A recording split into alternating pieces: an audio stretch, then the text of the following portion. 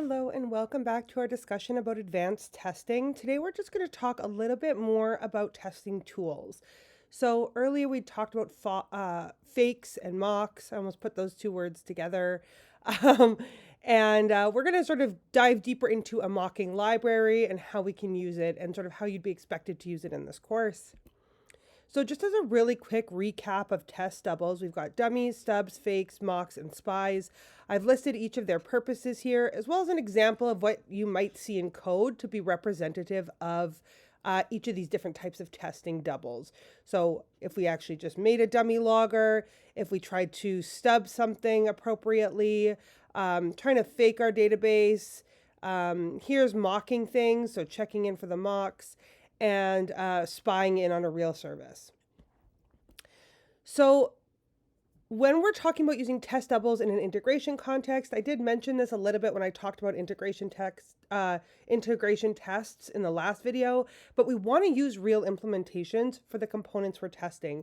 And since an integration test involves two or more components, any pieces that are actively being tested within a given test method should not be faked, mocked, shouldn't be doubled, right?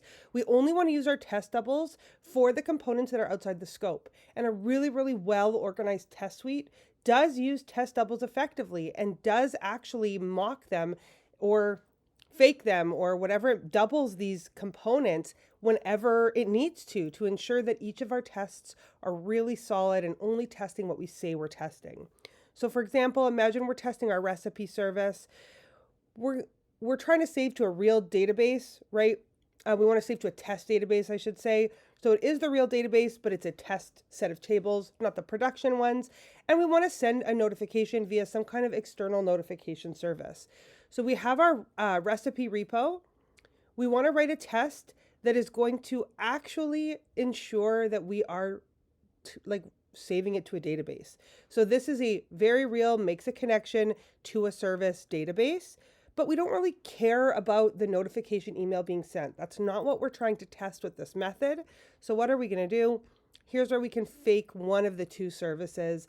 And then within our business layer, when we sort of inject into the recipe service the required dependencies, we can inject the real repository, but the fake notifier. All right. So basically, anytime we're trying to be writing test suites for our code, while we don't have a lot of external APIs within our projects, it's still important to note that whenever we do have external APIs, we should be replacing them with fakes. And there's a reason for this. So if we have external systems that our product relies on and uses, we don't want to be running tests with those. It's not our job to test their code. It's slow probably to connect to their code, and that can be really expensive. Depending on the external API, it could be unreliable. We don't want our test failing because there's something that's going wrong in their code if it doesn't actually mean that we changed anything that's breaking it. And like we said, it might be expensive. It could cost money to be connecting to the real APIs, using their services. We don't need to do that for tests. So it's a really good time to be faking those connections. So fakes are going to let us test without that real server backend. We can ignore it, right? It allows us to inspect the internal state of our code, of our logic, and we can simulate the failures or the edge cases that would come out of an external API call without actually relying on said external system. So here's an example. Instead of sending real emails, let's just store them in a test accessible place. So here we have our fake email service. It's going to implement the email service API or interface that we want to be using. And instead, we're going to fake it, so it isn't actually sending these emails, but instead we've got a list of emails that were in theory sent. So now when our recipe service, if we come back here, when our recipe repository, it gets saved, and this notification service goes and pops that email to whatever email service we're using, right? What we'll see happen is it just adds it to this list. So we're not sending a real email. And now I can verify that the email service and database sent the email without actually seeing a sent email. I can just verify that the email that was expected to be sent did get added to this list. So the right methods are being called in the right places. And now we don't need to do something expensive like send real emails or like bombard somebody's test account with, a bunch of spam emails. And now, like I said here, we can just assert that like our fake email service did get that email as sent and that it is the email we're expecting. So maybe it was sent to a test at, whoever at whateverdomain.com. Now, there are some tools that help us do lots of these different things. There's a tool called Mockito, which is one that we do use in this class. Mockito uses matchers, which effectively allow us to use flexible argument matching. So this library has methods like when, and then return. And we can see that basically when the repo tries to find anything by ID and the parameter is literally any integer, let's return this recipe. So this allows us to, rather than fake or stub the entire backend, we can just say when that repository calls on this action and any number comes through it, I want you to return this value instead. Because I'm not testing the code that is in find by ID.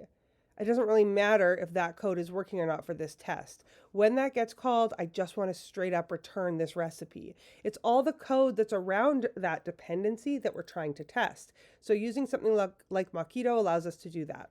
There's a little bit of a trade-off. Bringing in a new library has a lot of overhead, so we do have to kind of weigh whether or not it's worth it to bring in a library like Mockito over just making a dummy or a fake of that method of that class.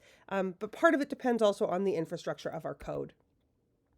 Here we can see that we can stub using Mockito, so not just for matchers, but for stubbing as well. We can simulate method behavior. So here we can say basically anytime the .save gets called with any parameter here, let's throw this runtime exception.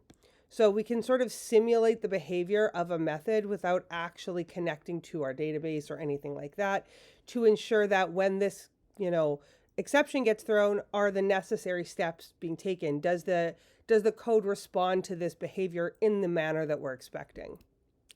Lastly, we can use Mockito for verification. So we can actually check what was called. So for example, we can verify that the repository is in whatever state we need it to be in when a recipe class gets called for this save. So we can just verify that the things that we needed called actually did happen.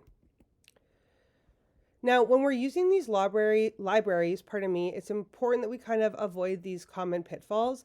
The first being this idea of over-mocking everything. Just because we can doesn't mean we should, right? Like I said, there's a lot of overhead with bringing in a library like Mockito. If we don't need it, we don't need to bring it in. Yes, using new tools is cool and fun and makes us feel like super genius hackers, but it doesn't mean that we should just use it all the time. We also really need to have a strong understanding of what it is we're trying to verify. Because if we forget to verify important interactions, then we're unfortunately not using these tools to their maximum potential. We also want to make sure that we're not mocking internal details of the logic that we're trying to test. So in order to use these tools effectively, it's really important we understand the scope of the problem in which we're trying to test and validate. We want to make sure that we're using these libraries instead to mock collaborators, not the class that we're actually trying to test. So if we're trying to test a specific class and other methods within the class are being called, there's a good chance that we do not want to be mocking those. Those are not collaborators. That is part of the class that we are currently integration testing. We want to make sure we do use verify when the interaction matters. If we want to make sure that certain methods are getting called in certain scenarios, like when a certain exception is thrown or when certain validators fail, whatever it might be, we can use verify to make sure that this is happening. And most importantly, we should only be mocking public behavior that we rely on. If it's private behavior, if it's a private method, we shouldn't be mocking it. That isn't the same thing as something that could be accessible somewhere else where data could be, accessed in a way that we don't want it to be.